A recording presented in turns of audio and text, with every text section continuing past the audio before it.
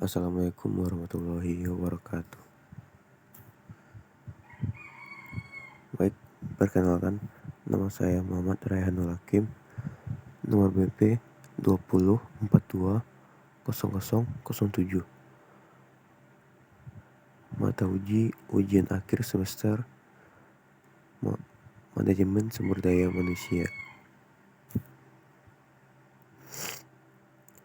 Soal yang pertama, berdasarkan gambar berikut, coba Anda jelaskan maksud dari gambar ini.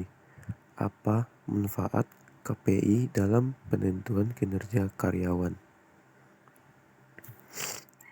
Di sini saya menjawab, manfaat dari penggunaan KPI dalam penelitian kinerja karyawan antara lain jadi standar acuan dalam melakukan pengukuran dan evaluasi terhadap kinerja karyawan.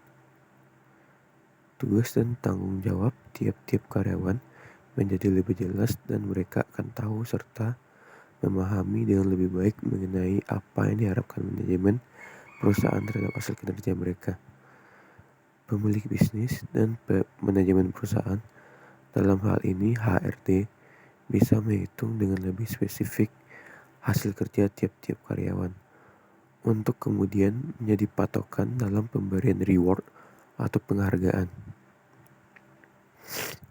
Hasil dari KPI dapat dijadikan bahan referensi dalam menetapkan keputusan strategis terkait pengembangan bisnis menjadi lebih baik. Jika bagi perusahaan dan manajemen, KPI adalah patokan untuk mengukur kinerja karyawan, maka bagi karyawan, KPI adalah target kerja yang harus mereka capai. Soal nomor 2, seorang karyawan ketika akan berangkat kerja mengalami kecelakaan, kakinya patah dan perlu perawatan di rumah sakit. Perusahaan tempat ia bekerja menganggapnya sebagai bagian dari kecelakaan kerja, sehingga membantu dalam pembiayaan pengobatan. Selang hampir 6 bulan berlalu, karyawan tersebut masih belum bisa masuk kerja. Demi efisiensi perusahaan, bermaksud melakukan pemutusan hubungan kerja pada karyawan tersebut. Namun, karyawan tidak mau terima keputusan tersebut. Bagaimana pendapat saya tentang permasalahan ini? Dan apakah serikat pekerja bisa masuk dalam penyelesaiannya?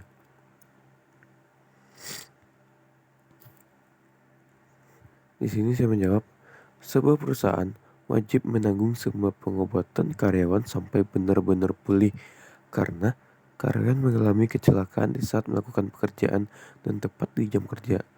Serikat pekerja akan melindungi dan membantu karyawan yang kecelakaan karena telah diatur oleh hukum.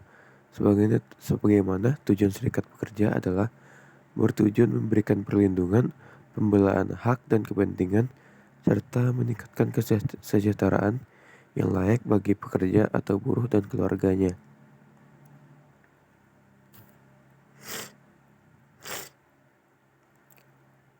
Pertanyaan ketiga, revolusi industri 4.0 menyebabkan munculnya boundaryless organization. Kondisi ini memunculkan boundaryless karir. Para profesional muda memilih bekerja pada perusahaan yang menerapkan boundaryless karir. Menurut Anda, apakah pilihan profesional muda yang lebih mengejar boundaryless karir ini perlu disikapi perusahaan sebagai bagian dari manajemen sumber daya manusia global? Jelaskan pendapat Anda.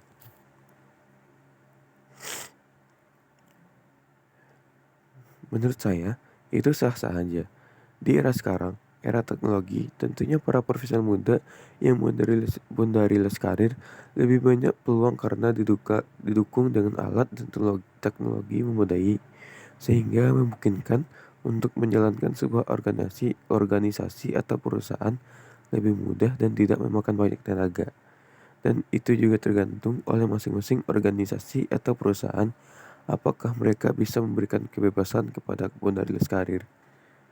Baik, sekian terima kasih. Sekian jawaban dari ujian akhir semester manajemen sumber daya manusia saya. Maaf apabila banyak kurang dan apabila salah. Wabillahi taufiq wal hidayah. Assalamualaikum warahmatullahi wabarakatuh.